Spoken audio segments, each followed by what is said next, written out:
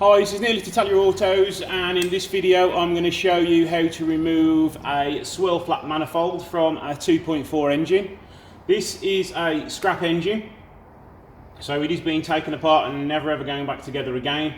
The manifold on this car is absolutely knackered, so it is going to need replacing if it was going back together. So I'm going to show you a guide on how to remove it. First of all, you will need to remove your cam belt, and I have done a guide to that already, and I will put a link to that above you now. So first of all, we need to remove a few bits and bobs first, pipe work, and we need to remove the injection pump and any wires and sensors connected to the manifold. Right, now first of all I'm going to start by removing the injection pump. There is, if you rotate it round, there is a little screw hole where you can either thread in a screw or you can stick a pin in there to hold it steady, and then the nut holding the pump on is a 22mm. You will need to use a spanner as it's more than likely still inside the car, but I can use my gun on this as being as I've got plenty of access.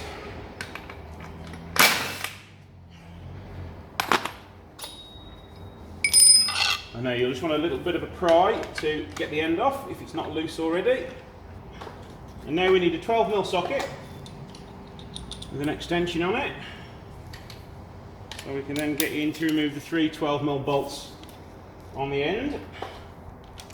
We'll just remove the dipstick 10mm first.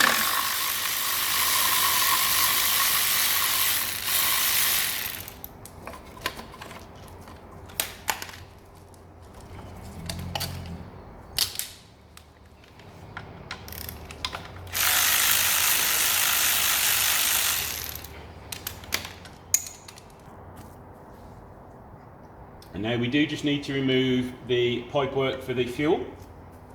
That's a 14mm here, and I do believe it's a 17mm on the other side, but the injectors have already been removed off this engine.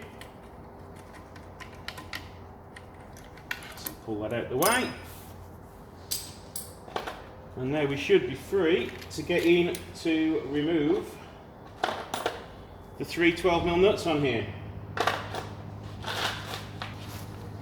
You've got one down at the bottom,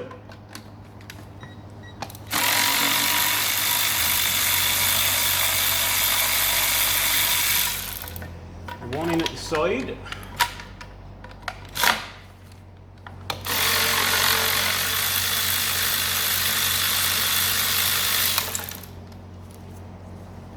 and then just one in here, if I can get in there. Yeah.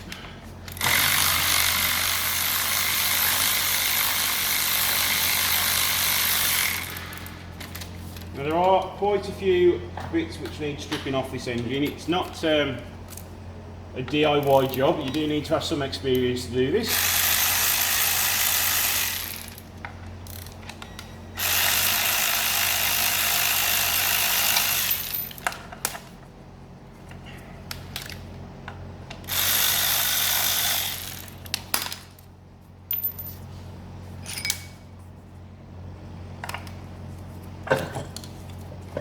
There we go, that's your injection pump removed.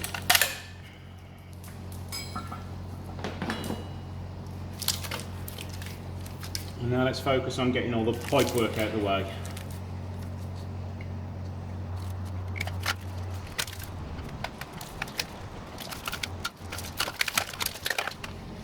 Also remove the actuator for the swirl flap out of the way. You will probably want to do this in slightly different order, just purely for the fact it's a lot easier to do it this way as the engine's already out of the car, but it will just give you a good idea on what to do.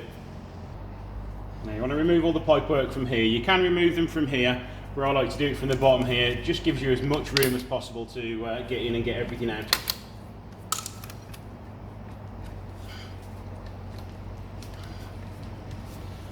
Turn them back to undo that.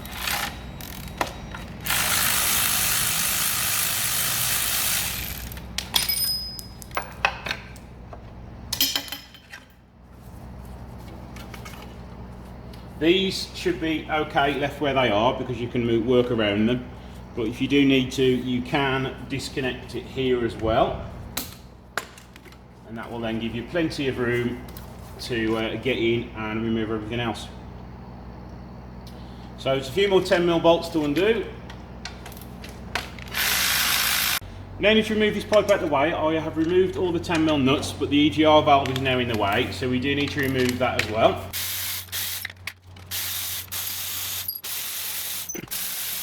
I have also done a video on EGR valves, so we'll put that in a link at the end of the video.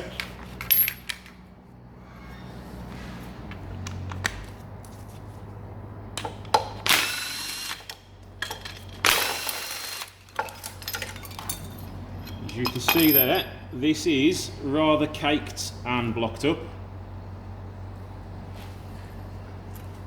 So now, you just want to lift these out of the way. You do need to be careful with these because you can bend them and then you will find that they're blocked, so your car won't boost when you put your car back together again. I have fallen victim to that once before and it took me ages to find it. So now we're almost ready to remove the manifold. Just got some bolts to undo along the bottom here. I have already undone a couple when I've nicked some bolts for something else. You will also need to remove your air metal pipe from here and probably your throttle body as well, just to give you a little bit better access to removing it. And then it's just a load of 12mm bolts at the back here.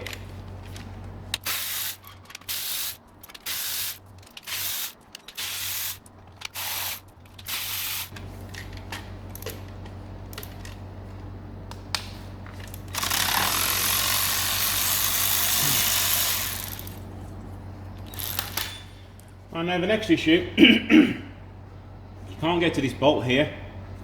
You could remove the stud, but once you've removed the stud, you still can't pull the manifold out because this big bracket's in the way here. So we now need to remove that. It's held in with all 13mm bolts. So it's quite straightforward to get off, it's just a little bit fiddly getting to some of the lower bolts.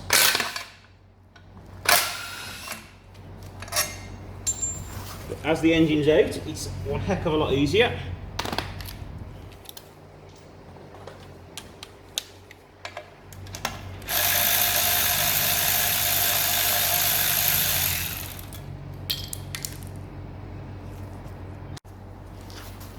So you've got one bolt on the side here, one here, I think there's 2 or 3 below here.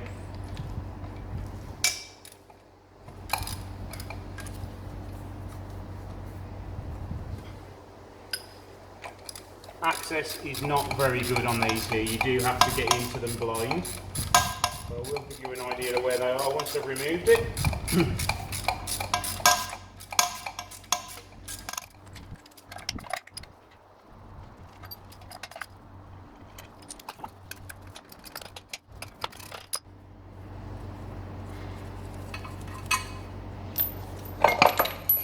Okay, you don't have to take this completely off.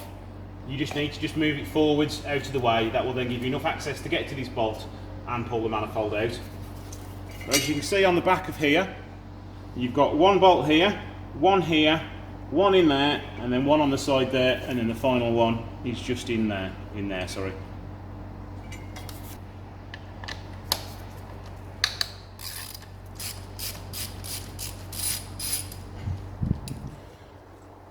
I've also done a video on removing the swirl flaps, so I will put a link into that now as well. I'll also put some links to these at the end of the video so you can go through them all for when you're doing it.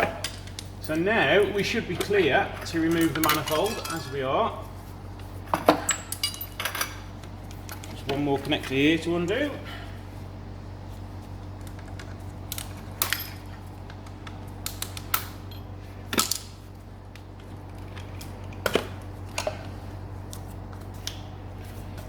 And there we go, that's one manifold removed. As you can see, we've got one swirl flap still there, 2, 3, 4, 5. They're all there. There's not, there you go, playing that one, so that one would be leaking. And this one. A little bit of movement in some of the others, but they're not too bad. So yeah, this manifold would need to be deflapped, cleaned out, and then popped back on. Because of the aluminium manifold, these are the nicer ones to work with, and that was the rod that was on it, and that moves side to side, moving on the flaps. So there you go, that's how you remove your manifold. Thanks for watching, please like and subscribe, and I'll see you in the next video.